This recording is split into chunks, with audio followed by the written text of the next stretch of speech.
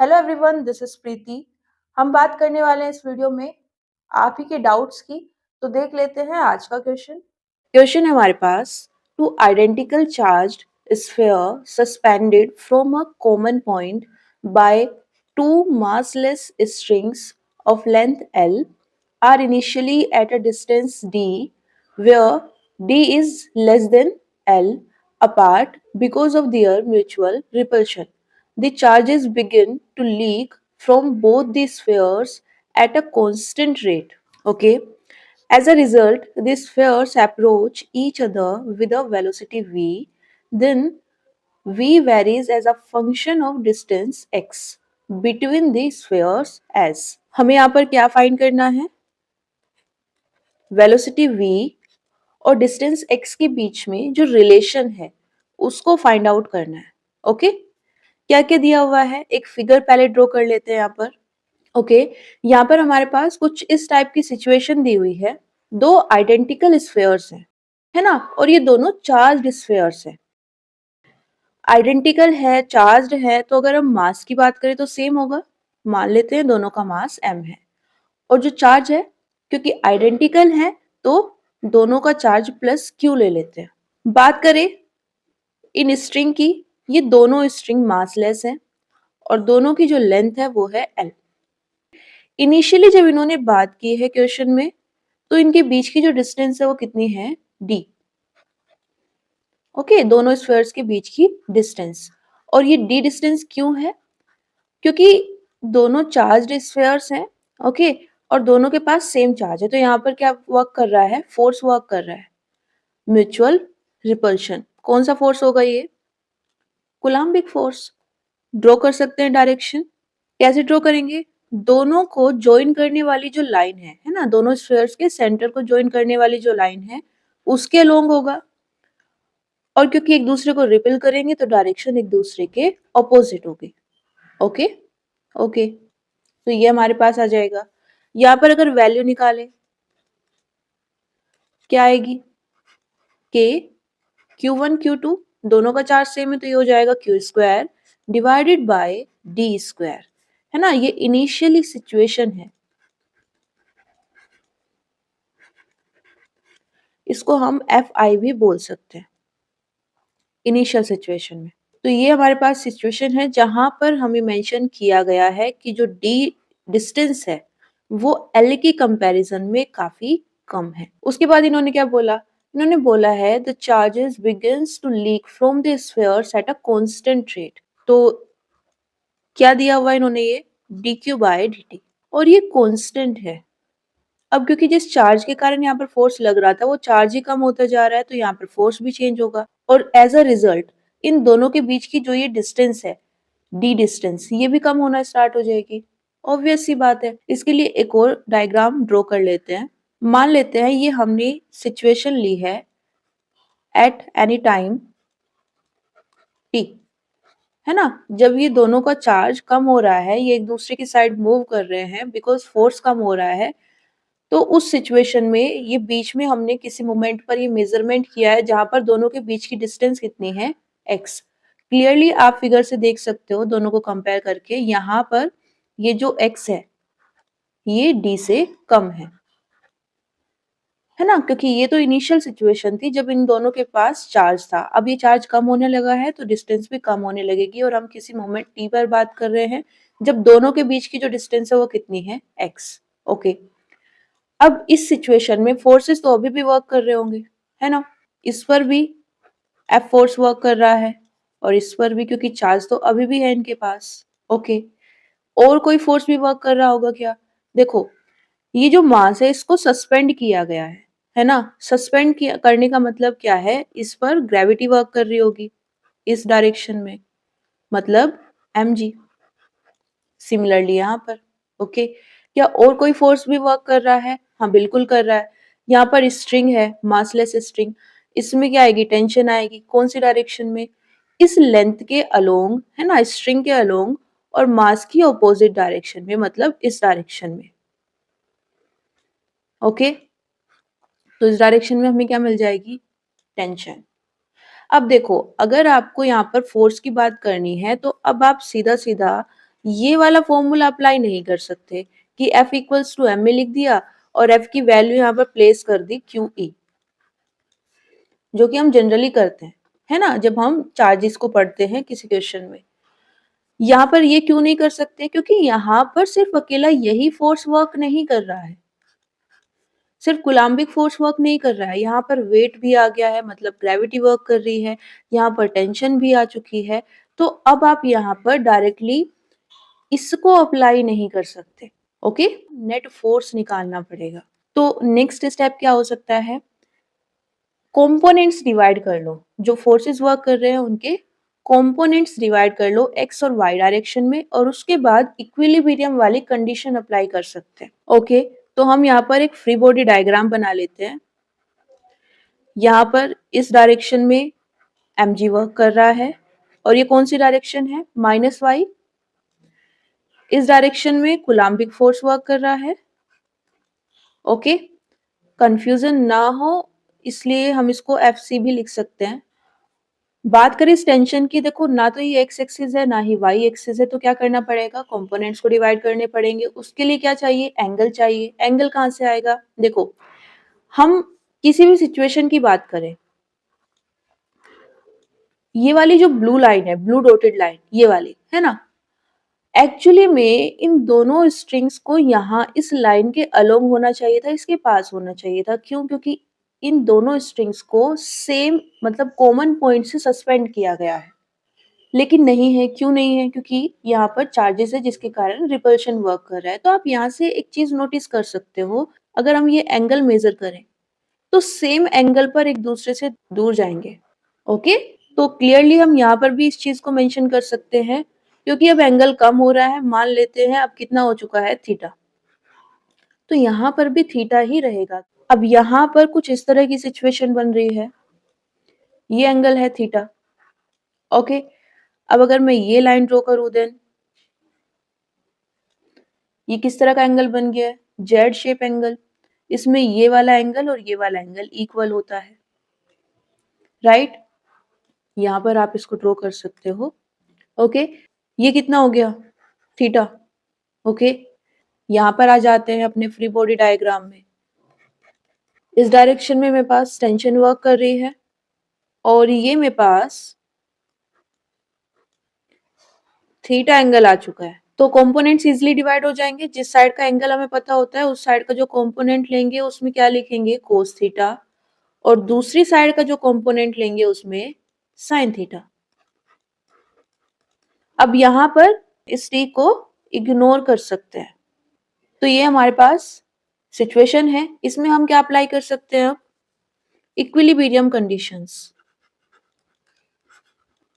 क्या होती है? फर्स्ट होगी along x axis. X axis के अलोंग जितने भी फोर्स वर्क कर रहे होंगे उन सबको ऐड करेंगे तो कितना आना चाहिए? 0, ओके। तो यहाँ पर हम डायरेक्टली अप्लाई कर सकते हैं। कैसे? ये प्लस एक्स एक्सिस में है, ये माइनस एक्स एक्सिस में है, तो दोनों इक्वल हो जाएंगे, है ना। ये जो एफ सी हम जिसको लिख रहे हैं ये किसके इक्वल आएगा? टी साइन थीटा के। ये कैसे आया? देखो, नेट फोर्स क्या है? T sine theta. किस डायरेक्शन में है? आई कैप डायरेक्शन में। एफ सी माइनस आई कैप डायरेक्शन में, इक्वल टू कितना होना चाहिए? 0। रीअरेंज करेंगे, आई वेक्टर से आई वेक्टर कैंसिल हो जाएगा, तो ये आएगा हमारे पास, ओके। ओके, सिमिलरली किस में अप्लाई करेंगे? Along y axis. वहां पर भी क्या होगा? T cos theta j cap minus m g, j cap equals to 0। यहां से रीअरेंज करेंगे, कितना आएगा? T cos theta equals to m g, okay. यहाँ पर फोर्स की वैल्यू देखिए, अगर कितनी है? देखो, अब डी वाला एक्सप्रेशन अप्लाई नहीं करेंगे क्योंकि अब हम एक्स डिस्टेंस की बात कर रहे हैं। तो ये कितना हो जाएगा? के Q square x square. Place करते हैं यहाँ पर।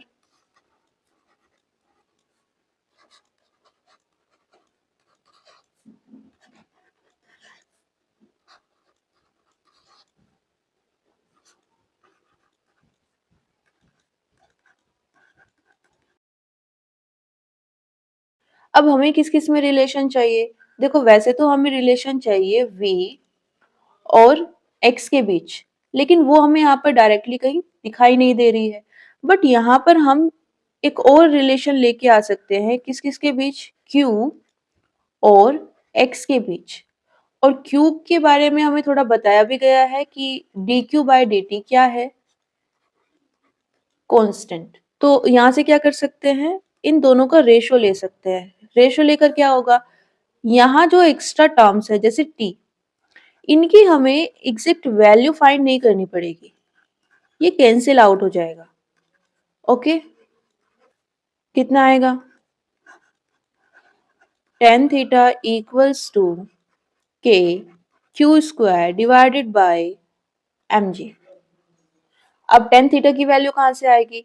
फिगर को यूज करके निकाल सकते हैं, है ना? यहाँ पर ये क्या बन जाएगा? ट्रायंगल। और ट्रायंगल बनेगा तो हम यहाँ पर पाइथागोरस यूज कर सकते हैं। ओके, ये कितना है? थीटा है। ये कितनी दी हुई है? एल, स्ट्रिंग है। ओके, अब देखो ये वाली डिस्टेंस कितनी है? पूरी तो कितनी है? x। ये कितनी होगी? x/2। ये एंगल यहाँ पर 90 है। tan थीटा कैसे निकाले? Perpendicular divided by base. Perpendicular कितना है यहाँ पर? जिस एक्सिस पर दो एंगल होंगे, एक 90 और एक थीटा, उसको हम क्या लेते हैं? बेस। और दूसरी वाली फिर क्या हो जाएगी? परपेंडिकुलर। तो ये तो कितना आ गया? x/2। बेस कैसे निकालें? बेस के लिए हम क्या यूज कर सकते हैं? Hypotenuse square equals to base square perpendicular square, Pythagoras theorem. Okay, कितना आएगा बेस? अब देखो यहाँ पर इनिशियली हमें एक कंडीशन दी गई थी कि जो L है वो D के कंपैरिजन में काफी ज्यादा है। और अगर हम x की बात करें तो D x से ज्यादा है। ओवरऑल हम क्या बोल सकते हैं कि L x की कंपैरिजन में काफी ज्यादा है। और ऐसे में अगर हम स्क्वायर करेंगे तो ये और ज्यादा डिफरेंस आ जाएगा। तो हम क्या कर सकते हैं? We can neglect x square by 4 in comparison of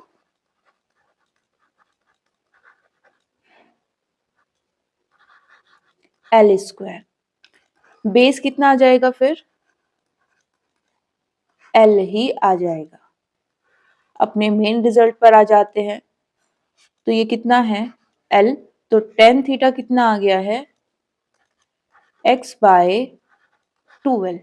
okay, तो इसको बोल देते हैं इक्वेशन नंबर 4।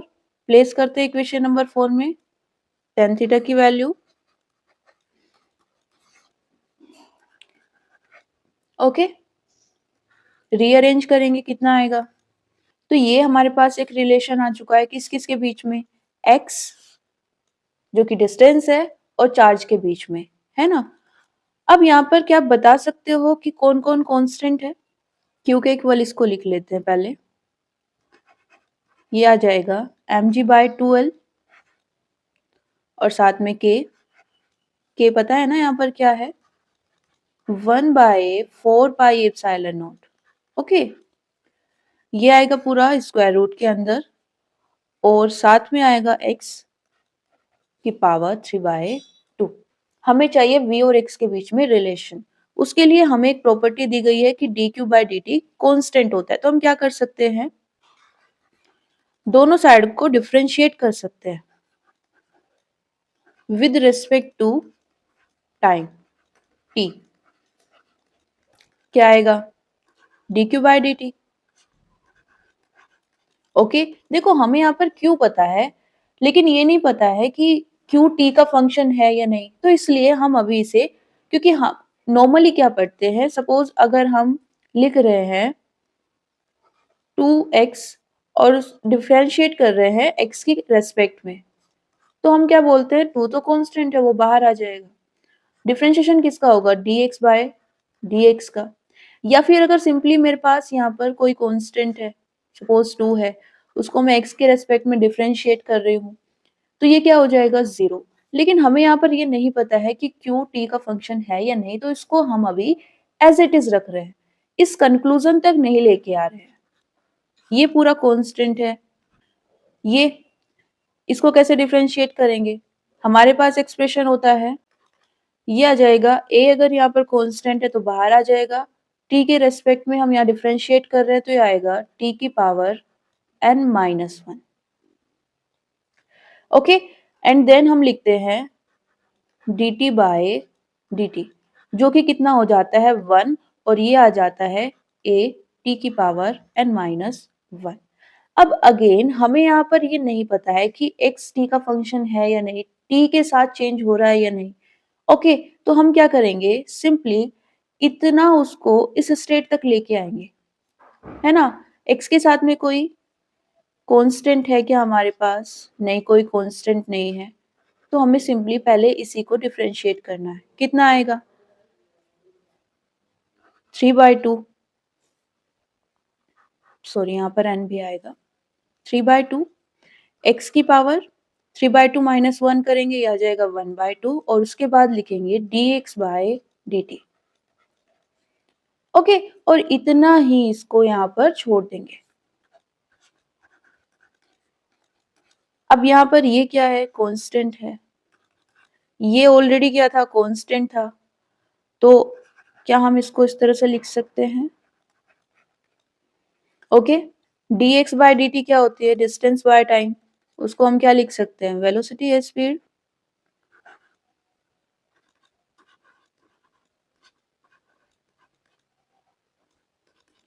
तो यहाँ से v को हम क्या लिख सकते हैं? क्योंकि जब हमारे पास प्रोपोर्शनैलिटी का साइन होता है, उसको रिमूव करते हैं, तो हम यहाँ पर क्या लेके आते हैं? कांस्टेंट को। कांस्टेंट वाली टर्म हमारे पास ऑलरेडी आ चुकी है, उससे क्या लिख सकते हैं? ये लिख सकते हैं। आज के लिए इतना ही, लेकिन अगर आपके पास कोई डाउट है तो आप उसको कमेंट सेक्शन में या फिर चैनल के होम पेज पर दी गई आईडीज में से किसी को भी यूज करके पूछ सकते हैं, आपको आंसर मिल जाएगा। इसी के साथ thank you everyone, see you soon.